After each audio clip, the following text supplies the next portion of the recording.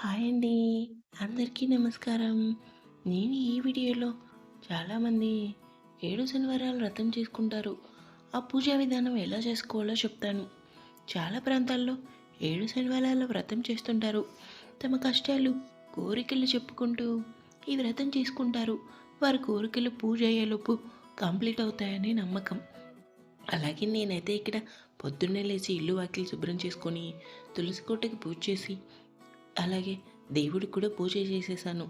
ఈ వ్రత నియమాలు పూజా విధానం చాలా సులభమండి. అందరికీ వీలుగా ఉంటుంది.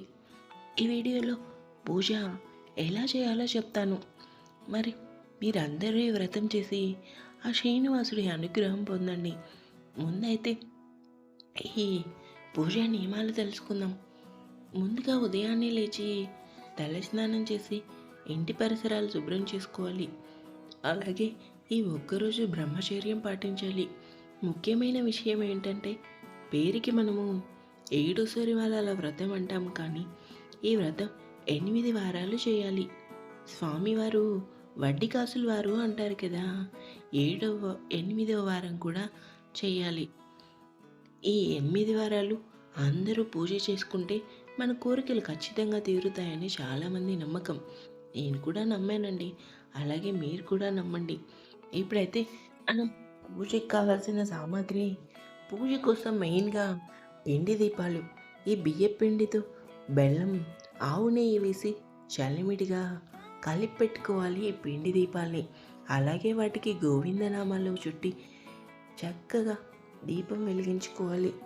తర్వాత ప్రమిదిగా చేసి ఆ ప్రమిదిలో ఒత్తి ఎలా వేయాలి అని మీకు అనిపిస్తుంది, తెలిసే ఉంటుంది. తెలియకపోతే 7 వత్తులు కలిపి ఒక వత్తిగా వేయాలి. ఇంకా ఇన్ని దీపాలు మేము పెట్టుకోలేమండి అనే వాళ్ళని 2 దీపాలు 2 ప్రమిదలు చేసి బియ్యం పిండితో ఆ 2 ప్రమిదల్లో 3 వత్తులు ఒక దాంట్లో కానీ 4 వత్తులు ఒక దాంట్లో కానీ అలా 7 వత్తులు కలిపి పెట్టుకోవచ్చు. లేదు అంటే ఇలా 7 దీపాలను చేసుకొని పెట్టుకోవాలి.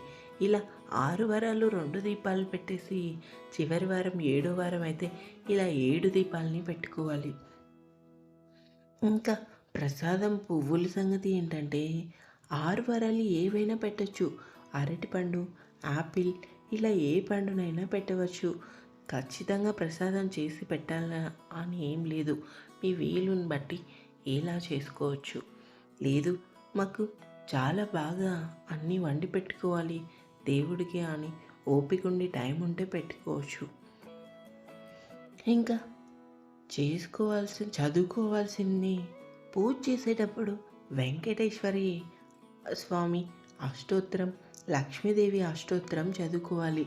చిత్రపటం అయితే లక్ష్మీ సమేత వెంకటేశ్వర స్వామిదైతే వాటి ఆ చిత్రపటానికి చేయాలి. లక్ష్మి లేకుండా పూజ చేయకూడదండి. పూజ కంప్లీట్ అయ్యాక ఆ దీపం ప్రసాదంగా కొంచెం తీసుకోవచ్చు. లేదంటే అవి ఆవులకి పెట్టచ్చు. లేదు ఆవులు మాకు వీలుగా దగ్గరలో లేవు అనుకుంటే నీళ్ళలో కలిపి ఎవరు తొక్కని ప్రదేశంలో వేయవచ్చు. అలాగే చెట్లపైన కూడా వేసుకోవచ్చు. అంతే అండి, చాలా సులభంగా చేసుకోవచ్చు. ఇక్కడ చూడండి మా పాప ఎలా పూజ చేస్తుందో. ఈరోజు ఉదయాన్నే లేచేసి బాగా రెడీ అయిపోయి దేవుడికి దండం పెట్టుకుంటుంది. అలాగే తులసమ్మకు కూడా పూజ చేసేస్తుంది. ఈ వీడియో మీకు నచ్చినట్లయితే సబ్స్క్రైబ్ చేసుకోవడం మర్చిపోవద్దు. అలాగే లైక్ చేయండి. ఇప్పుడైతే మనం అందరూ తప్పకుండా ఈ 7 శనివారాల వ్రతం చేసి ఆ వెంకటేశ్వర స్వామి అనుగ్రహం పొందుతారు. ఓం నమో వెంకటేశాయ.